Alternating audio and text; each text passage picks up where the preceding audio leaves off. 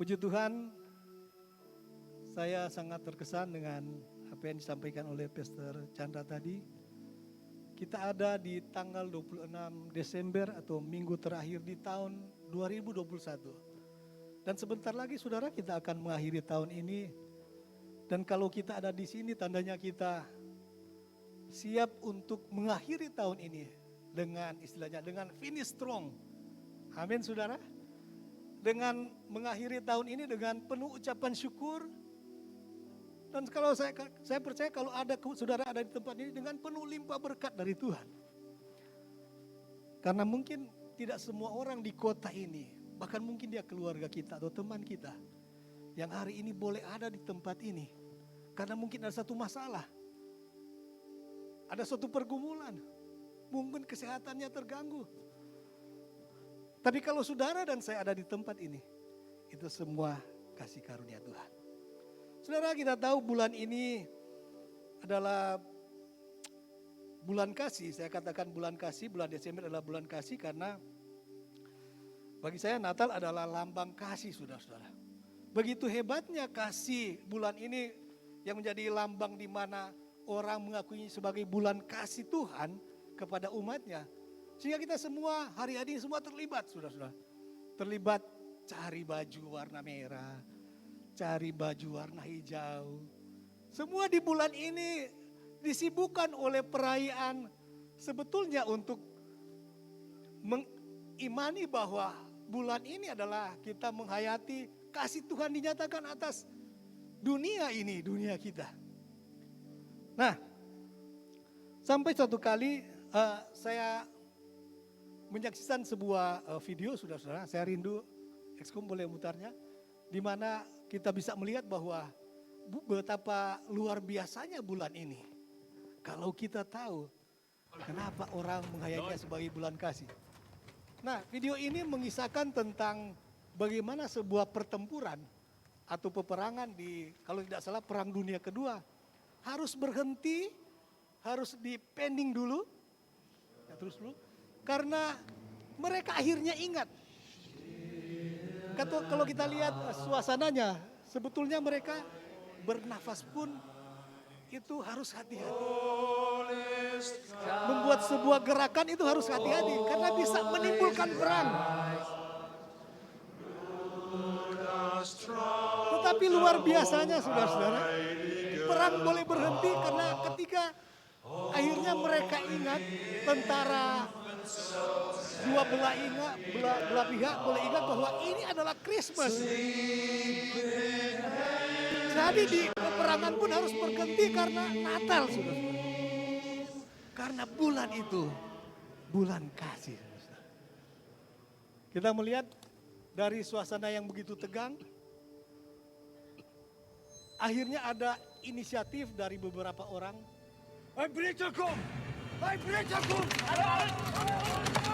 Begitu tegangnya keadaan ini, sehingga semua orang, saya bilang tadi, itu harus hati-hati mengucapkan sesuatu, melakukan sesuatu. Karena itu bisa terjadi tembak-menembak. Tetapi saudara, kita boleh saksikan bahwa tembak-menembak itu terhenti. Semua bertahan, menahan emosi dan mulai berdamai. Kenapa saudara-saudara? Karena bulan itu adalah bulan kasih. Perang boleh berhenti. Dari perang akhirnya mereka mulai main sepak bola. Padahal mungkin para pemimpinnya mengharamkan orang kalau perang jangan pernah ada sepak bola. Tetapi dalam situasi yang gawat pun, kalau mereka ingat kasih Tuhan, semuanya bisa terjadi. Ini luar biasanya Kristus. Luar biasanya kelahiran Yesus Kristus. Happy Christmas. Frohe Weihnachten. Di bulan ini. Kemarin kita boleh menjadi lawan. Tapi saat ini karena Natal, kita boleh menjadi sahabat. Cukup mungkin dari Eskom cukup. Saudara, saya ulangi bahwa betapa luar biasanya kasih Tuhan bagi setiap orang yang memperingatinya. Nah, hari ini saya memberi tema, judul khotbah saya itu banyak kasih. Mari kita baca firman Tuhan dalam kitab Injil Yohanes pasal 8 ayat yang ke-2 sampai 11. Yohanes pasal 8 ayat 2 sampai 11. Demikian saya bacakan. Pagi-pagi benar ia berada lagi di bait Allah, maksudnya Tuhan Yesus. Dan seluruh rakyat datang kepadanya, ia duduk dan mengajar mereka. Maka ahli-ahli Taurat dan orang-orang Farisi membawa kepadanya seorang perempuan yang kedapatan berbuat zina. Mereka menempatkan perempuan itu di tengah-tengah, lalu berkata kepada Yesus, "Rabi, perempuan ini tertangkap basah ketika ia sedang berbuat zina. Musa dalam hukum Taurat memerintahkan kita untuk melempari perempuan-perempuan yang demikian. Apakah pendapatmu tentang hal itu?" Mereka mengatakan hal itu untuk mencobai dia supaya mereka memperoleh sesuatu untuk menyalahkannya. Tetapi Yesus membungkuk lalu menulis dengan jarinya di tanah. Dan ketika mereka terus-menerus bertanya kepadanya, ia pun bangkit berdiri lalu berkata kepada mereka, "Barang siapa di antara kamu yang tidak berdosa, hendaklah ia pertama kali melemparkan batu kepada perempuan itu." Lalu ia membungkuk pula dan menulis ke tanah. Tetapi setelah mereka mendengar perkataan itu, pergilah mereka seorang demi seorang, mulai dari yang tertua. Akhirnya tinggallah Yesus seorang diri dan perempuan itu yang tetap di tempatnya. Lalu Yesus bangkit, berdiri dan berkata kepadanya, "Hai perempuan, di manakah mereka? Tidak adakah seorang yang menghukum engkau?" Jawabnya, "Tidak ada Tuhan." Lalu kata Yesus, "Aku pun tidak menghukum engkau. Pergilah dan jangan berbuat dosa lagi mulai dari sekarang." Saudara, mari kita perhatikan respon dari Tuhan Yesus.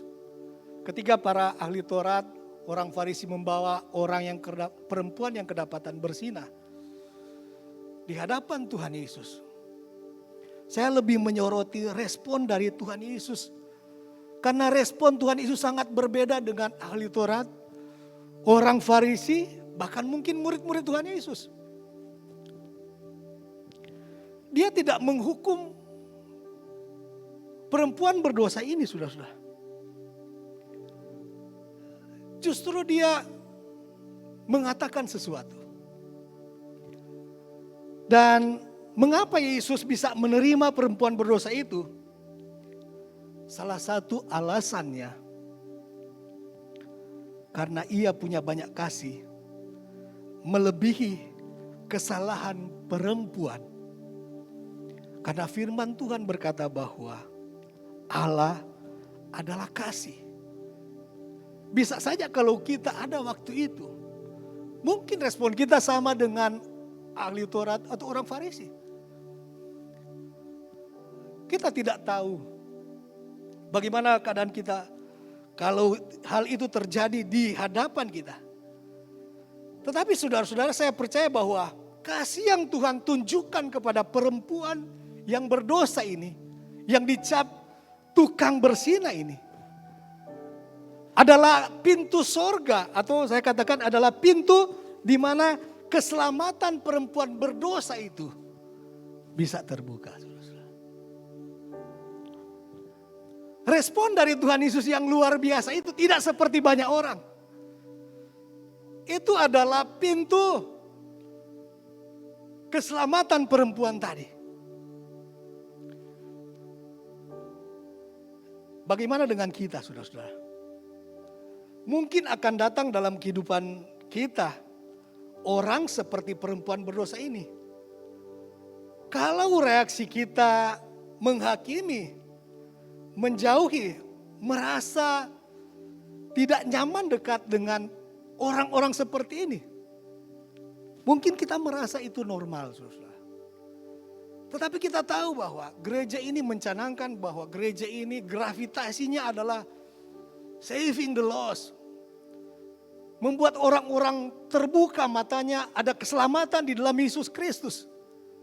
Itulah tujuan gereja ini ada. Itulah kenapa kita harus jadi hamba Tuhan. Sama seperti Yesus. Bukan menutup pintu keselamatan. Tetapi membuka pintu keselamatan bagi semua orang yang membutuhkannya, saudara-saudara. Kalau saya percaya kalau kita menghakimi, kita menjauhi, itu akan tertutup. Kesempatan orang bisa menikmati kehidupan yang luar biasa dalam Tuhan. Nah, agar kita bisa saving the lost, saya merenungkan banyak hal bagaimana supaya kita bisa menjadi orang yang membuka pintu keselamatan bagi banyak orang. Hal pertama mungkin yang harus kita perbuat adalah memperbesar kapasitas kasih kita. Kita harus belajar dari Tuhan, yaitu cara Tuhan mengasihi. Skill Tuhan dalam mengasihi itu sangat luar biasa, saudara-saudara. Dan saya percaya bahwa kasih Tuhan itu tidak sekedar mengelus, tetapi kasih Tuhan adalah mendidik. Kita ingat peristiwa bagaimana seorang hamba Tuhan bernama Yusuf, saudara. Yusuf bagaimana satu kali saking sayangnya bapaknya kepada anaknya ini, maka semua kakak adiknya cemburu dengan dia, terutama kakak-kakaknya. Dan karena sakit hatinya mereka, apa yang mereka buat? Kita semua mungkin sudah tahu, mereka menangkap dia, mereka memasukkan dia ke dalam sumur, kemudian mereka menjualnya.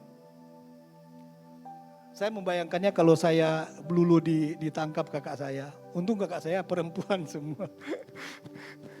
Mungkin saya melawan. Tapi kalau ada saudara-saudara ditangkap, kakak saudara dimasukkan dalam sumur. Saya membayangkan betapa sakit hatinya saudara.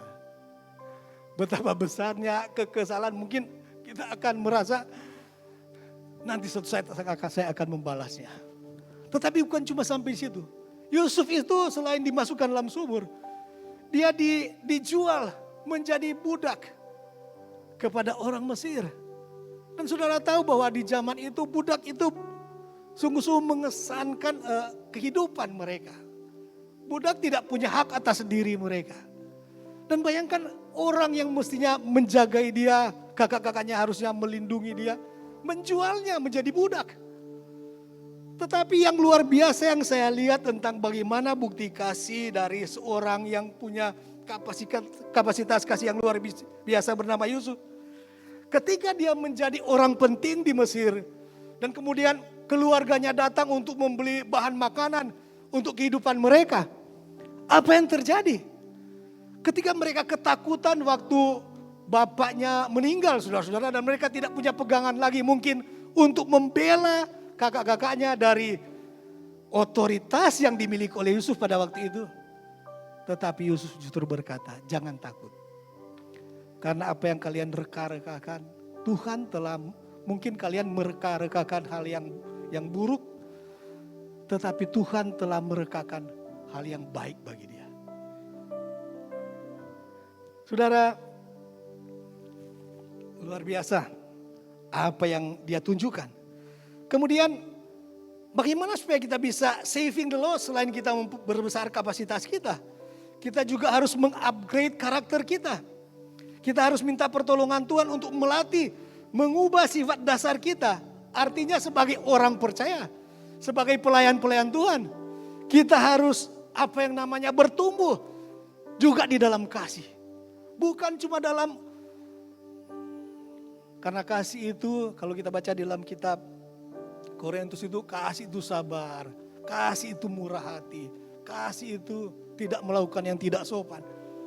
Maka kita juga harus bertumbuh di situ.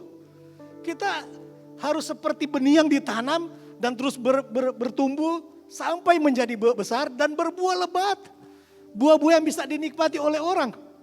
Dan demikian juga dengan cara kita mengasihi. Kita juga harus mengupgrade diri kita untuk terus bertumbuh.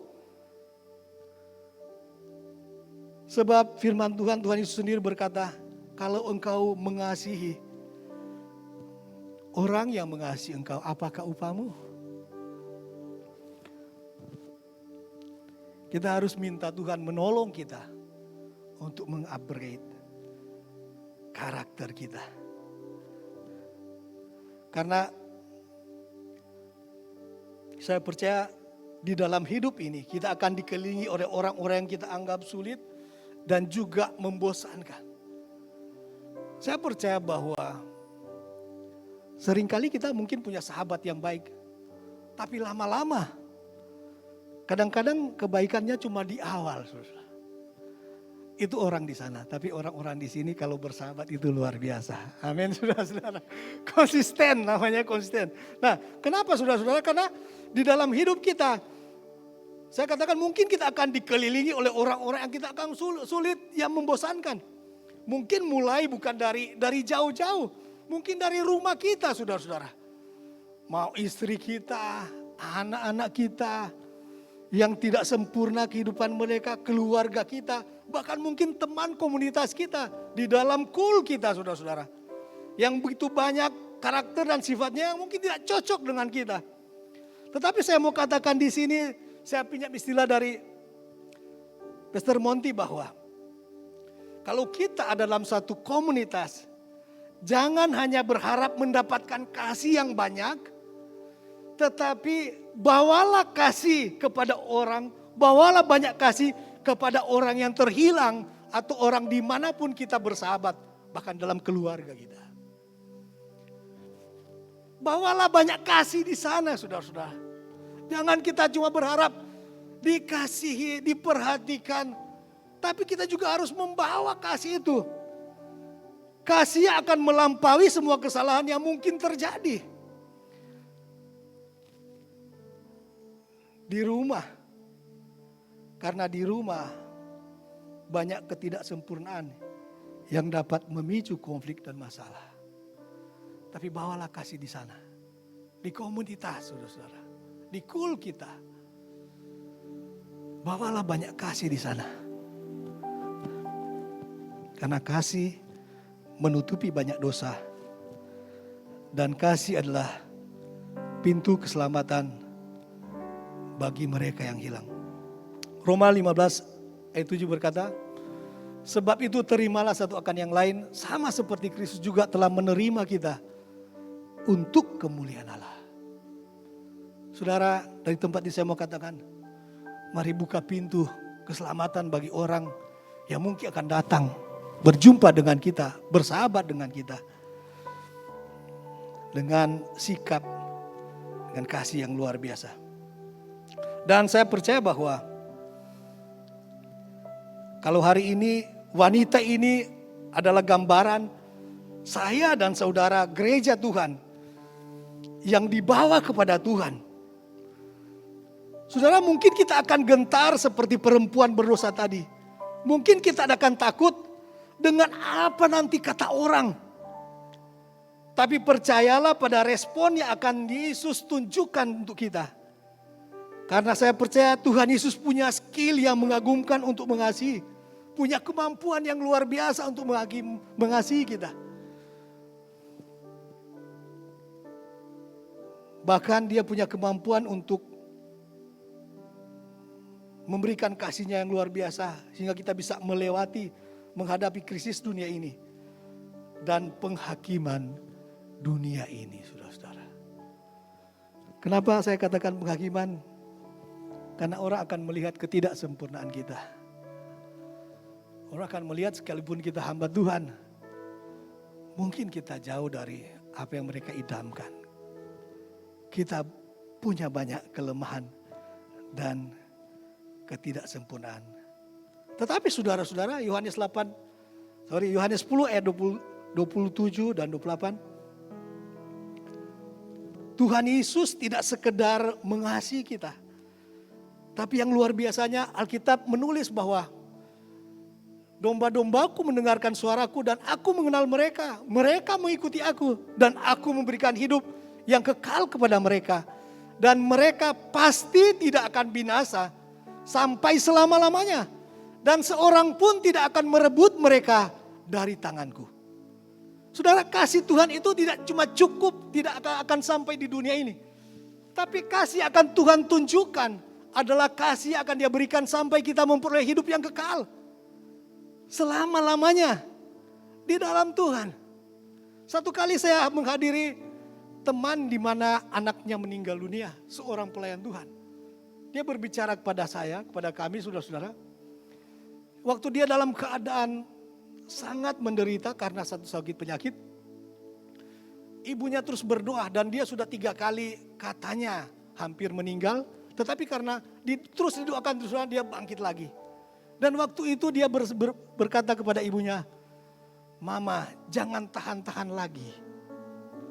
Terus mamanya bilang, "Nanti kamu sudah yakin berjumpa dengan Tuhan?" Dia bilang, "Iya, saya yakin." Dan besoknya dia betul-betul dipanggil pulang. Saudara, kasih yang Tuhan tunjukkan bukan sekedar bagaimana Dia memelihara kita.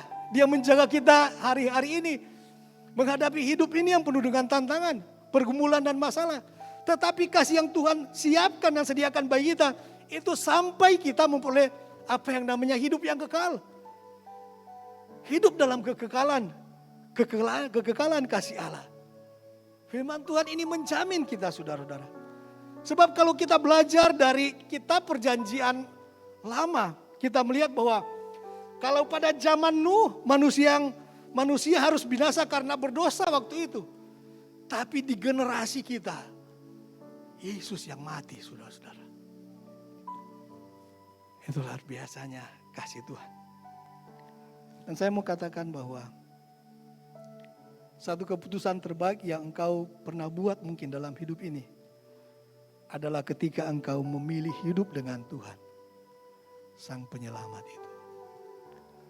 Saya mau bersaksi 2 bulan yang lalu, saya sempat mendoakan, berbicara dengan 2 orang dari agama lain, saudara-saudara. Dan waktu saya menawarkan berdoa untuk menerima Tuhan, itu waktu-waktu yang saya tunggu-tunggu. Aku menerima Engkau sebagai Tuhan dan Juru Selamat. Dan saat-saat itu adalah saat-saat yang sangat penting. Yang saya paksakan harus dikatakan, harus dibuka hatinya. Karena waktu itu, waktu dia membuat suatu keputusan terbaik. Dan ketika Tuhan memegang dia, Tuhan akan membuat dia bukan hanya dikasih di dunia ini. Tapi Tuhan menjanjikan kehidupan yang kekal. Selama-lamanya. Itulah Tuhan kita, saudara-saudara. Itulah Tuhan yang kita percayai dalam Yesus Kristus. Yang bukan hanya mengasihi kita. Bukannya sekedar menghukum kita ketika kita berdosa. Tetapi justru Dia mau mati untuk membuktikan kasih-Nya bagi saudara. Nah, kalau hari-hari ini kita merasa kita yakin, kita sudah mendapatkan kehidupan yang sebetulnya dalam Tuhan. Firman Tuhan ini mengingatkan kita, akan datang mungkin orang seperti perempuan pesina ini, saudara-saudara. Yang penting di sini bagaimana respon kita, saudara. Respon kita pada orang-orang seperti ini. Bawalah mereka kepada Tuhan, karena Tuhan punya kasih yang luar biasa.